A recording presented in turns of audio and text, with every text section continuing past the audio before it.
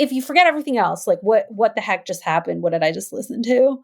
And you only have 3 seconds, 5 seconds. That's all you got. You can't do the rest of it. The number one thing to remember is say what you're for, say what you're for, say what you're for. And that is ironically the thing that we most often forget. So we are usually a no and a don't and a stop and a can't. When we belabor how big and formidable and horrible our opposition, notice I said belabor. I didn't say ever mention. We do need to mention that. I said in the middle of the message, you call out the villains, you absolutely talk about them.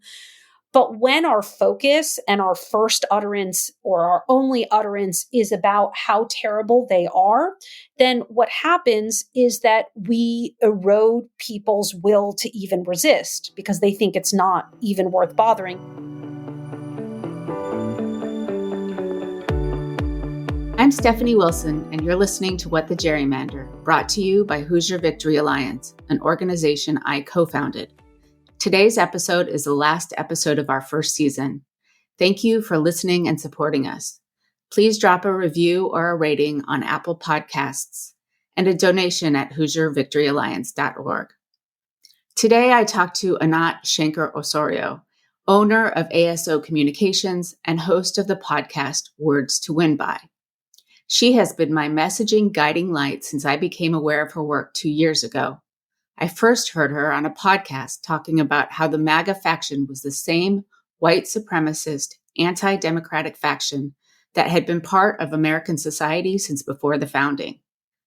This reframing of MAGA blew my tiny little mind and realigned my thinking about Trump and MAGA in one moment. Since then, I've attended the movement briefings with the Research Collaborative and integrated their recommendations into all my work, including on Heidi Beidinger's campaign. Anat's skill at reframing narratives and making voters into protagonists gives us great tools as we work on building power in MAGA-captured America. As she notes in the first few minutes, Indiana and Ohio, Missouri, Tennessee, and all MAGA-captured states aren't red states, they're rigged states. Her most important message remains, say what you're for, say what you're for, say what you're for, say what you're for. Even when we're in a deeply disturbing moment in history. I hope you listen to our conversation and come away with values-driven ways to discuss the moment with people you talk to, whatever their political leanings. We all have a lot of work to do together to protect our freedoms, and I think she gives us some great tools for claiming the moral high ground and reaching people wherever they are. Hello, Anat, and welcome to What the Gerrymander. Thanks so much for having me. So before we get into our conversation, I want our listeners to know that I have been following you for several years now. And what I find interesting about all of the ways that you approach communication is in a very thoughtful and scientific way. And so I wonder if you would talk to our listeners about how do you know whether a message is going to be successful? What pieces of science do you call on to start beginning to construct a message? Sure. So whenever we're going to engage in a project or a campaign, we generally ask folks these two questions. The first is, what do you wish people believed? And the second is, pretending that you've achieved that and they do believe it, what would you have them do?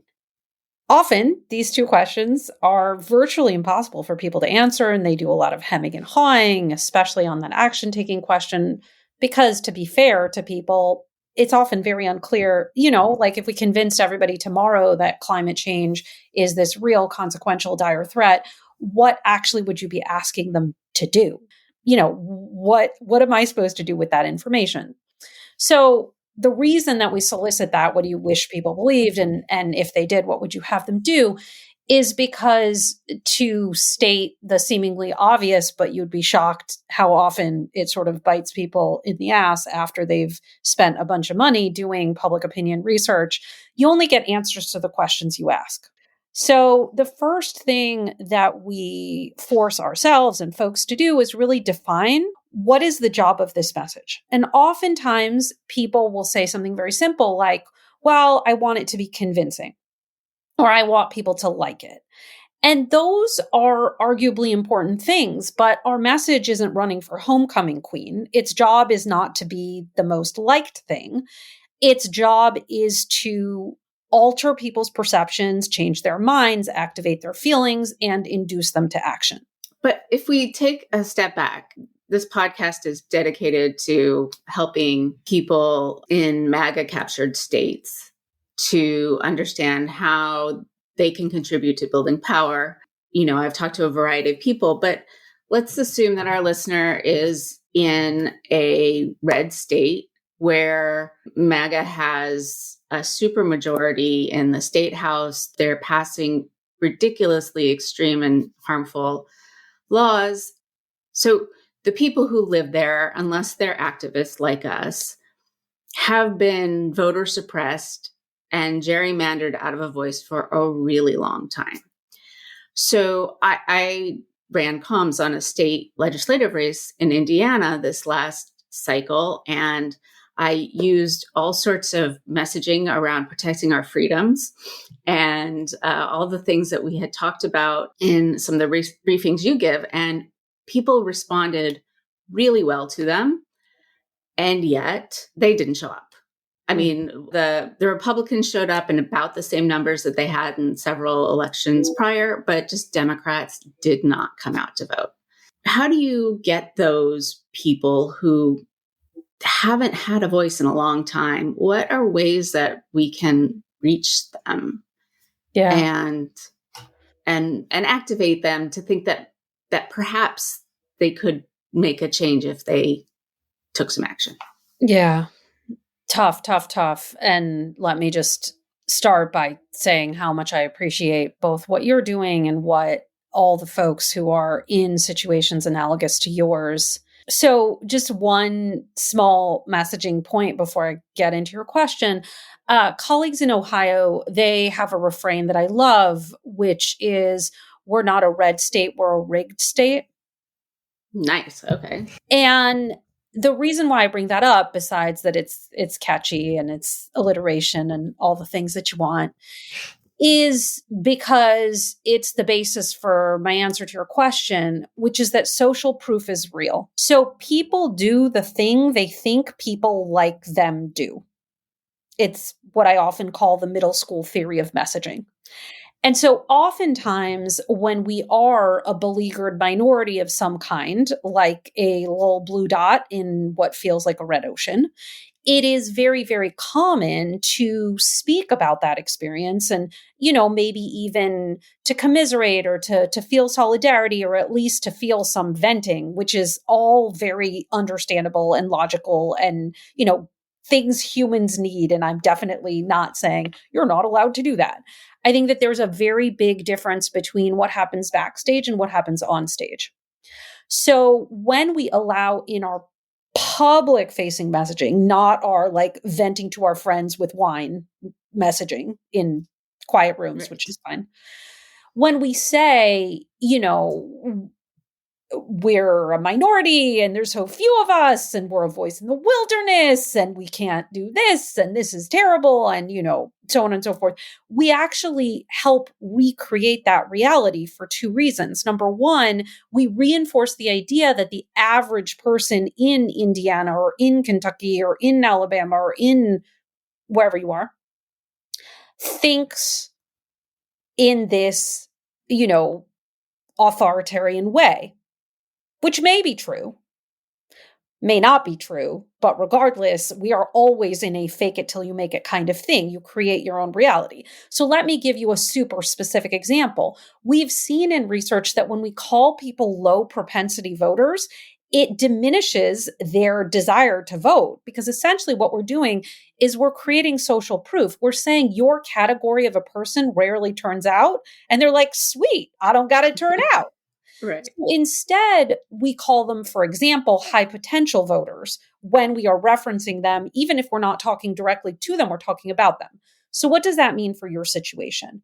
It means that, first of all, you reference whatever positive thing you can. Like, people are coming out to our rallies in record numbers. People are organizing and people are coming together. We've seen what happens in other states I'm making up these examples because I can't tell you which ones are going to be most resonant in every place. But, remember that California, my own state, was not so long ago governed by Arnold Schwarzenegger, was the sort of home stomping grounds for Ronald Reagan, Richard Nixon. Like, California was red, red, red. And that was the story. Ann Richards was the governor of Texas. That's right. Something that we often tell people in our messaging, and not for nothing did I help create an organization that we deliberately named We Make the Future. Because one of the most potent messages that we have is the wealthy and powerful few will always try to divide us and make us doubt that we can make change. But the truth is, the future is what we do together. The future is just simply the decisions that we make on our own behalf. So it's first actually just going meta and telling people, hey, things are going to be the way that you decide they're going to be. And then it is utilizing social proof by whatever means you have, even if it's just that, you don't literally say this number, but that there were 5 more people at the meeting than there were last week. And you call that people are coming together and rising up in record numbers. We're finding each other, yes, here in Indiana, because we've decided that working people need a voice across race, across place, and across party.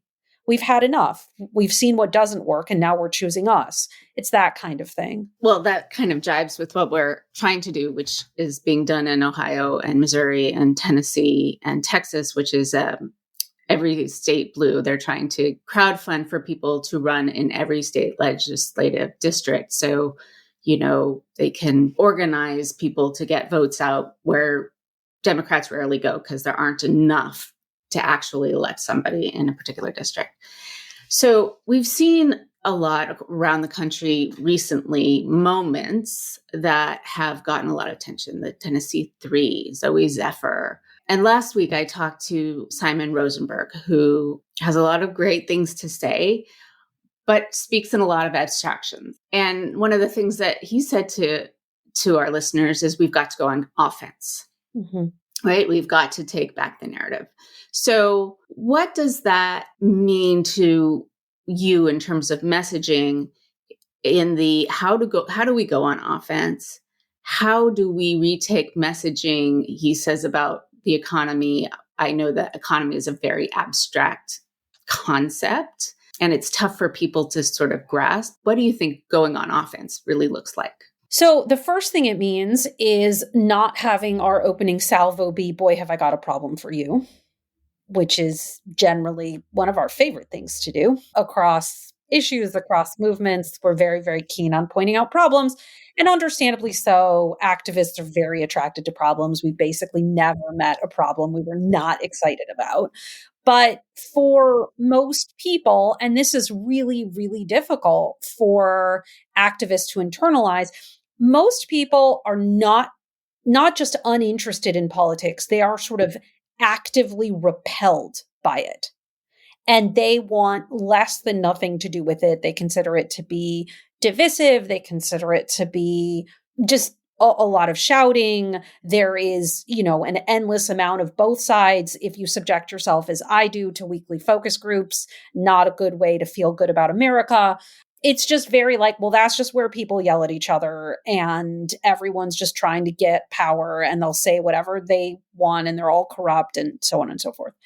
So the first thing that we have to do in our messages is what I call claim the moral high ground. And in fact, just to get a little bit, edgy sounding, one of the interesting things about what historians of warfare tell us, and I know you didn't expect me to go there, when you look at how guerrilla warfare works, specifically the ability of inarguably a very small group of people to take over an institution, a party, a church, let's not forget that it's only relatively recently that the Republicans even had a anti-abortion stance, right? That historically was not the case.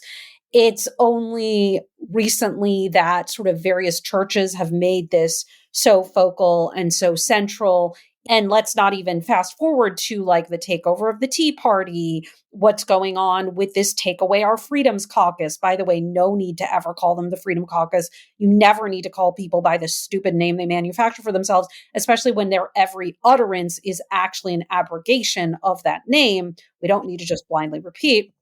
So what enables a small little force to take over is that you claim the moral high ground.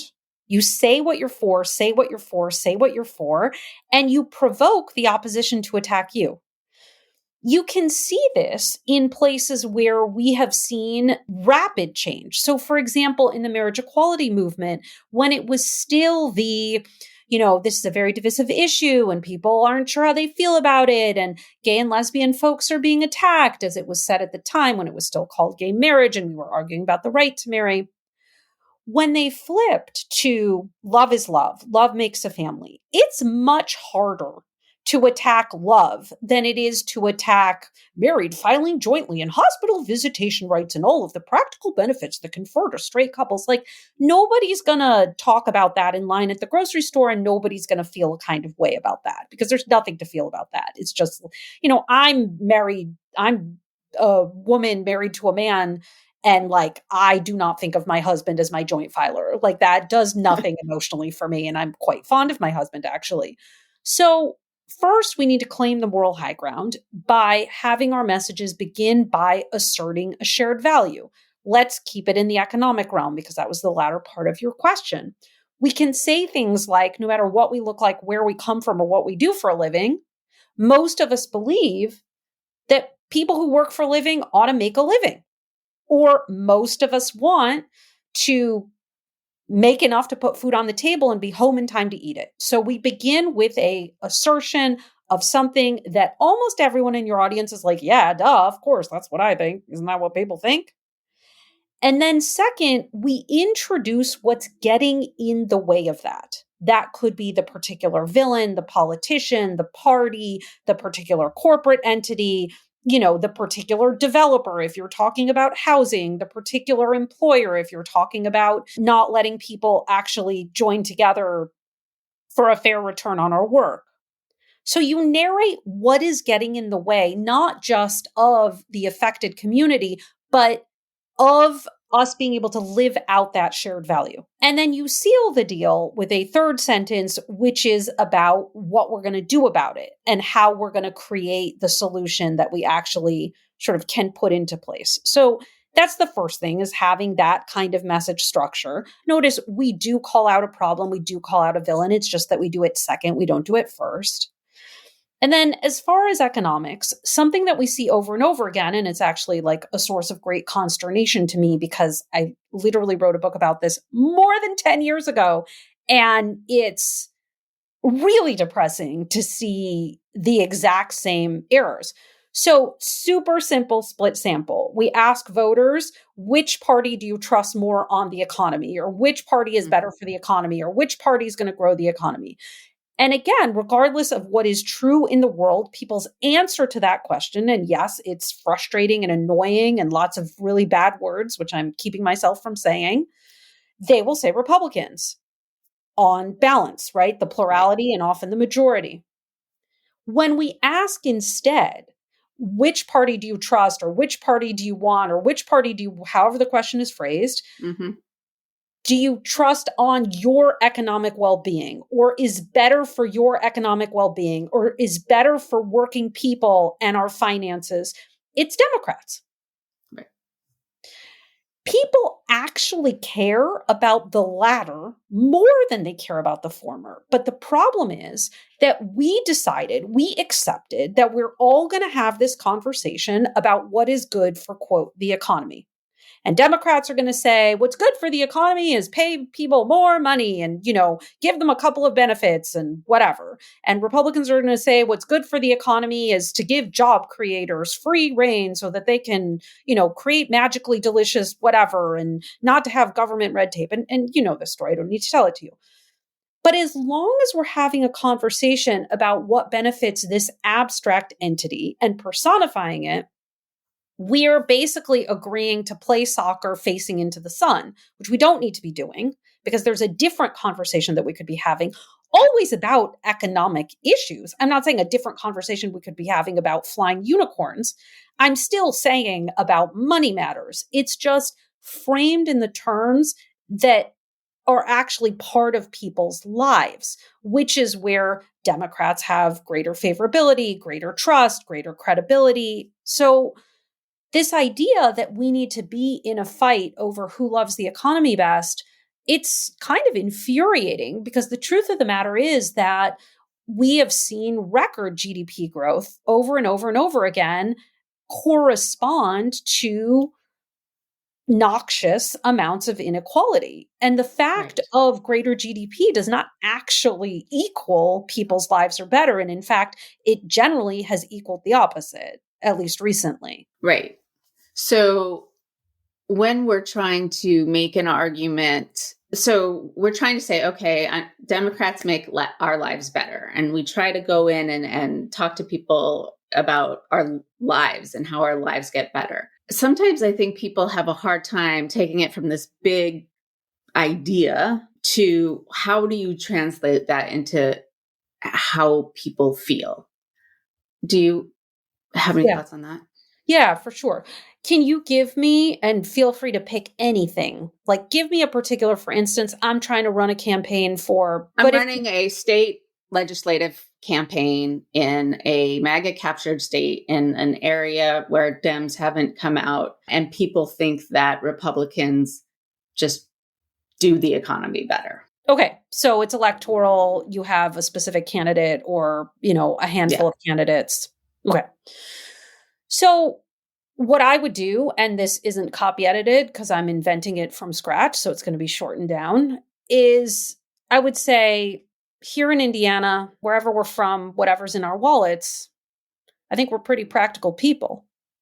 And we know that if you want to be able to put food on the table and be home in time to eat it, you need a job that pays you a fair return on your work. You need to be able to retire in dignity. And you need to be able to afford the essential things that are required to care for our families. But today, and for generations, we've had a handful of the same politicians in charge who collect kickbacks every cycle from corporations who pay them to do their bidding, holding down our wages, denying us benefits, and trying to take the axe to Social Security over and over again. They think we'll keep voting for them because they try to turn us against each other and tell us to blame new immigrants or Black people or people who are struggling. But we're from Indiana. We don't fall for lies, and we don't fall for attempts to divide us. We know that when it's time to make a change, we put our own families first. And that's why we're coming together as never before, across race, across place, and across party. And we will only pick leaders who support all of the following measures. Ask yourself, and then you list off actual policy things and you say, who's on the correct side of all of those debates? It turns out that's Democrats. That sounds great, and that can be done. But in the bigger picture, we're essentially facing a party, a movement that wants to change our system of government, essentially, to fascism. Yep. How do we frame that in a way that doesn't just have I got a problem for you, although we have a freaking big problem? Yeah.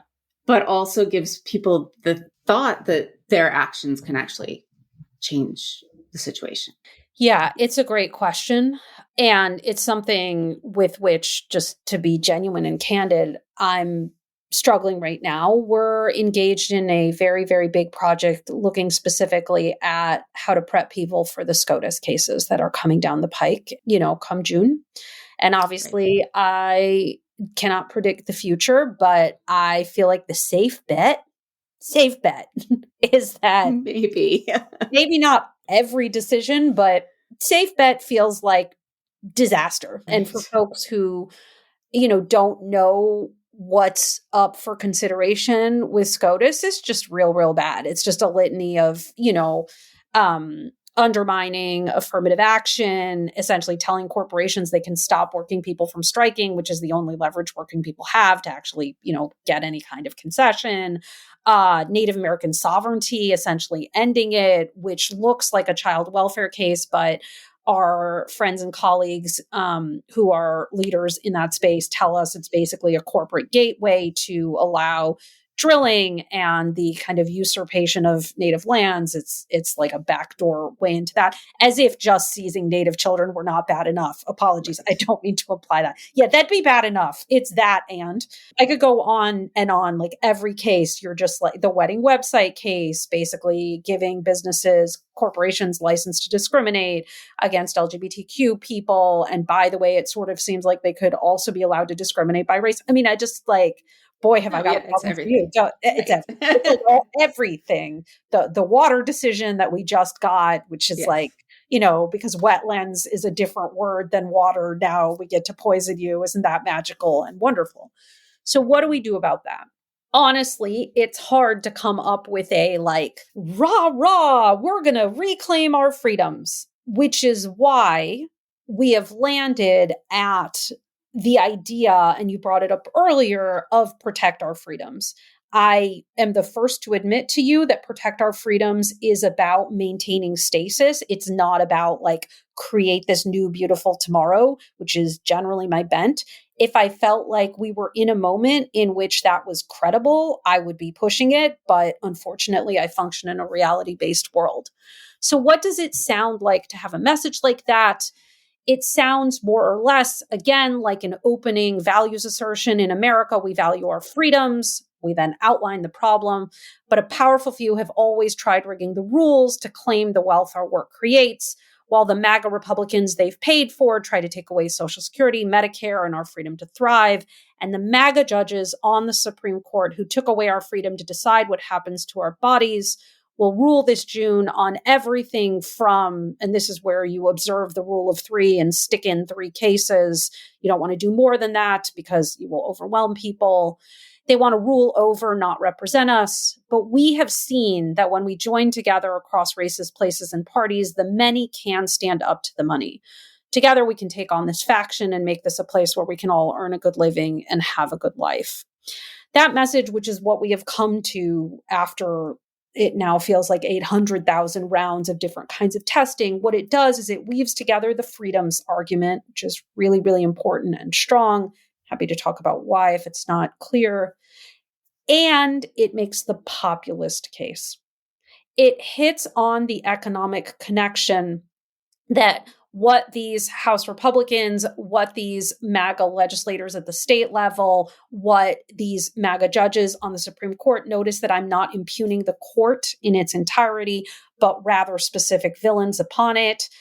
We don't want to impugn the entire court when we have, extraordinary people on it from our side. And also, we don't want to create this sense of complete and utter despair that, well, what am I supposed to do with that information? It sounds like all hope is lost. So it's this balancing of this tension between they keep coming at us and we keep defeating them. We defeated them in 18, we defeated them in 20, we defeated them in 22 in the electoral space, but they will never leave well enough alone because they are determined to rule for the wealthy few. Always ascribing that motivation and always making sure that that motivation is attached to some kind of economic harm. So it's both trying to control us, taking away our freedoms, deciding our futures for us, all of which are potent ways we've seen to describe them, and making explicit that it's basically a holdup, right? Right. It's not even your money or your life. It's your money and your life. And your life. Yeah. That's awesome, except people don't really vote for Supreme Court. They don't. So, given the fact that it's a couple degrees away from actually being able to affect change in that space, how do you thread that needle to get from the many can stand up to the money to we're all going to, like you look at Florida and we think, okay, well, We've seen this movie before. It doesn't end well. Like, I'm having a really hard time getting beyond. And I talked to several weeks ago, Bryn Tannehill, who is very pessimistic with very good reason. Yeah. How we get from they're targeting they're killing our kids to we can all work together and make this work, right? Yeah. I mean, I understand the values first and then the villains and then but how do we make that jump psychologically from this is really bad to we can make it better? Yeah. So a few things. The first, I work outside the US, not just within it. And what that means is that it affords me a very necessary to me, this is just personal perspective, in both being able to see things like, when I've worked in the past in New Zealand, right? Even on Jacinda's first race and, advised her Labour Party, like seeing that over there, right? Seeing stuff in the UK, but then really, really recently seeing stuff in Central America. And for those who are not following closely, I mean, it's real, real, real, real bad. And I know that Florida is real bad. And I just told you about a litany of Supreme Court cases real bad. But we are talking about a kind of bad that is kind of beyond what we can imagine. We're talking about armed militias just rounding up anyone who appears to be politically engaged at all, outlawing opposition parties, outlawing media. And I'm not trying to say that that's not where we're headed. I'm trying to say that there's real badness happening in multiple countries, not all of them, but in multiple countries. I'm trying to be somewhat opaque because I'm also trying to protect the advocates that I've, been working with. And what I will say is that watching those folks, working with those folks, all of whom have either been in prison, have family in prison, or are presently awaiting trial. And I really mean all of them. I really do mean all of them. And seeing their resolve, Chris Hedges has a sort of famous statement. He says, I don't fight Nazis because I know I'm going to win. I fight them because they're Nazis.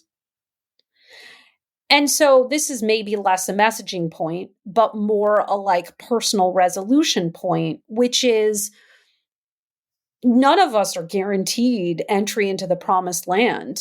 I mean, Martin Luther King Jr. presaged his own demise and the fact that he wasn't going to see the dream. And Moses famously sort of knew that he wasn't going to make it to the promised land. And I think the reason that we have to be resolved and do things is because they're the right thing to do, not because we're guaranteed some kind of outcome. So I don't know how helpful this is. Again, this is not me advising on messaging. This is me just talking through my own personal kind of how I deal and keep going. It's really seeing the rest, other spots in the world. Certainly, I don't see all of the rest of the world by any means, but other spots where I both see what is possible. I mean, the transformation that Australia, for example, is undergoing after really long period of very, very right-wing rule and, highlights bright spots in Colombia and Chile, not to say that anything is perfect anywhere. Scotland, certainly. There are places where there is an ascendancy of left-wing, not just populism, but actually socialism. So that sort of is a thing that comforts me. And then weirdly, watching people make a way out of no way at all. I mean, what that says to me is that the human spirit will triumph and that, the long arc of history and all of that, I don't believe it bends towards justice. I believe that the majority of us can bend it.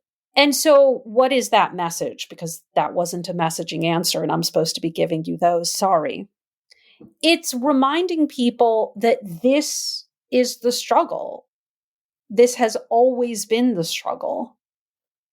This place, the United States, not just here, but other places as well, have always been an ongoing unsettled argument between most of us who actually believe in the as yet unrealized founding promise of this country of liberty and justice for all, who fought against enslavement eventually, who fought for inclusion, who fought for extending the vote, who fought for extending marriage, who fought for having protections for the places we live, the water we drink, the air that we breathe. And that is America. That, as James Baldwin said, I too sing America, that we are the real inheritors of what this place ought to be, should be, can be, if we make it so. Again, it never has been. And that we have always fought against this faction. Always, always. It has been with us since our founding. And at each turn, we have dealt it blows.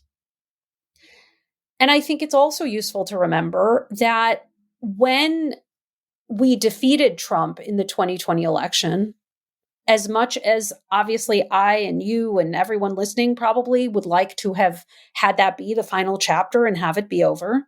Right. We all thought we saved democracy completely. I mean, I didn't. For at least I felt like I had 30 seconds of that, but okay. Yeah. I didn't think that. And I'm guessing you didn't really either. But that is the only time that fascism has been dealt that critical a blow without taking up arms. Right.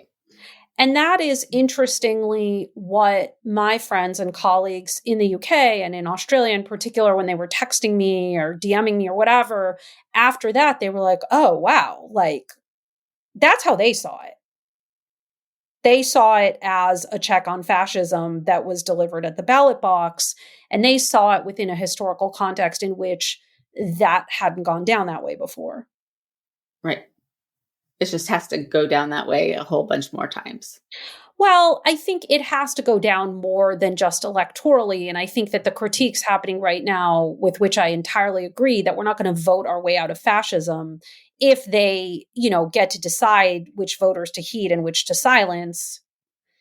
I often say a political party tries to court voters, and authoritarian faction tries to keep people from voting. And that really is the essential thing to communicate to people. The essential thing to communicate to people is we may have our differences, we may have our divisions, we may have our feelings and particular, points of disagreement.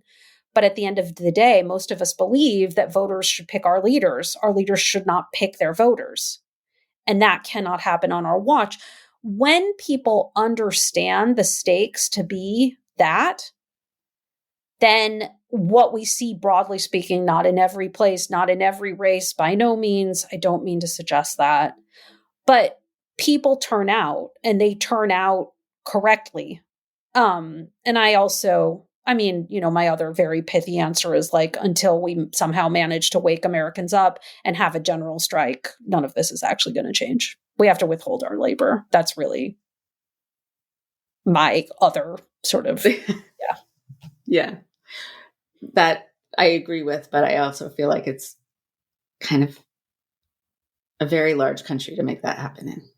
It's a very large country, and it's also a country that has really, to a devastating degree, imbibed Calvinism and imbibed the idea that if you are struggling, it is somehow something that you've done. I think that, there are many depressing things about watching constant focus groups, and it's hard to sort of quantify and rank them. But one of them definitely for me is just essentially watching how successfully the ravages of capitalism are self-reinforcing by having people essentially blame themselves for their struggles. I mean, it's tough.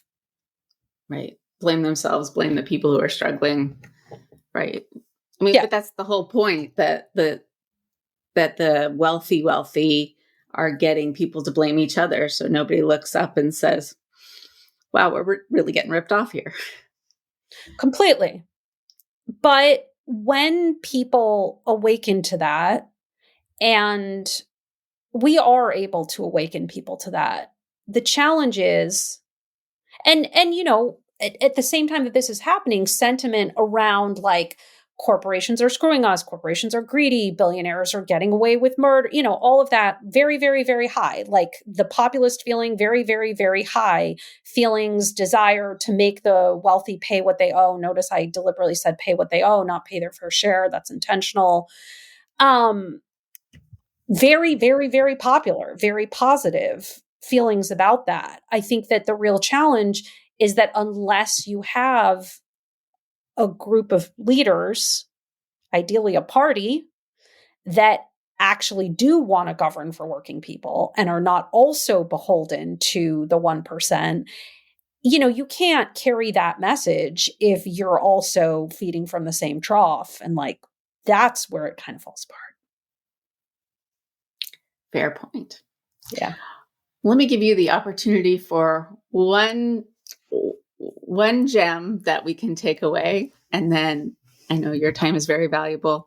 If there's one gem you want to leave us with that I didn't ask you that you want to reinforce. I know it seems like I can't follow my own advice. I guess we got very philosophical in this conversation. It's on me. I tend to do that. No, I tend to do that to people. But if you can't, if you forget everything else, like what the heck just happened? What did I just listen to? And you only have 3 seconds, 5 seconds. That's all you got. You can't do the rest of it. The number one thing to remember is say what you're for, say what you're for, say what you're for. And that is ironically the thing that we most often forget. But when our focus and our first utterance or our only utterance is about how terrible they are, then what happens is that we erode people's will to even resist because they think it's not even worth bothering. And in fact, going back full circle, that's actually the ultimate aim of guerrilla warfare. It is to destroy the opposition's will to resist, the opposition being us in this situation. Because if you can destroy people's will to resist the authoritarianism or the fascism, then that's the ultimate victory.